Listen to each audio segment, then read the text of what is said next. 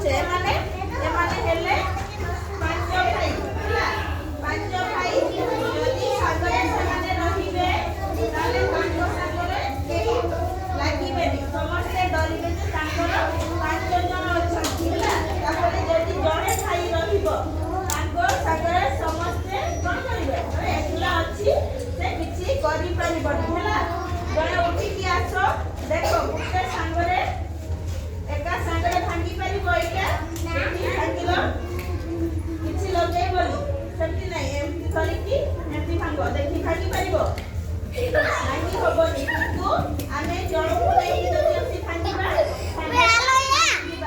ସେଇଥିପାଇଁ ସମସ୍ତେ ଚଳିବ ହେଲା। କେହି କାହା ସାଙ୍ଗରେ ଝଗଡ଼ା କରିବନି, ସାଙ୍ଗରେ ରହିବ। ତାପରେ ଆଉ କଣ ତାପରେ କଲେ ଆମେ କଣ କରିପାରିବା, ସମସ୍ତେ ଯଦି ଗୋଟେ କାମକୁ 5 ଜଣ ମିଶିକି ଯଦି କରିବା ଆମେ କେତେ ସମୟ ଲାଗିବ, କମ ସମୟ ଲାଗିବ, ସାଙ୍ଗେ ସାଙ୍ଗେ ହେଇଯିବ। ଆଉ ଯଦି ଜଣେ ଏକଲା କରିବ ତାହେଲେ ତା ପାଇଁ କଣ ହେଇଯିବ, କାମଟା ଭାରି ହେଇଯିବ ହେଲା, ଭାରି ହେଇଯିବ, ତାକୁ କଣ ବେଶୀ ସମୟ ଲାଗିବ ହେଲା। ବେଶୀ ସମୟ ଲାଗିଲେ ତାର ଗୋଟେ ଦିନ ବି ଯାଇପାରେ, 5 ଦିନ ବି ଯାଇପାରେ। କିନ୍ତୁ 5 ଜଣ ମିଶିକି ଯେତେବେଳେ କାମ କରିବେ ସେ କାମଟି କେତେ ଶୀଘ୍ର ସରିଯିବ ହେଲା।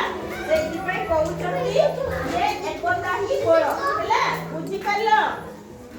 ବୁଝିପାରିଲ ତ? ଭଲ ଲାଗିଲା? ସେମାନେ ଜାଣିବେ ଯେ ଆସ, ଝିଅ ପିଲା, ଆସ, ଏଟା 5ଟା ଲାଠିକୁ ଏକାଥରେ ଭାଙ୍ଗିବ ହେଲା। ଭାଙ୍ଗି ପାରିବ କି ନାହିଁ ଦେଖ, ଭାଙ୍ଗି ହବ କି ନାଇଁ, ଭାଙ୍ଗି ହବନି। କିନ୍ତୁ ଗୋଟେ କହିଲ ଭାଙ୍ଗିଗଲା এটা ভিডিওটা বন্ধ করে ହେଲା।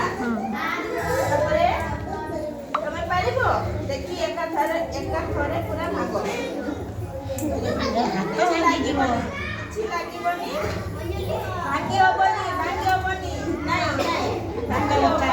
ହେଲା ହେଲା।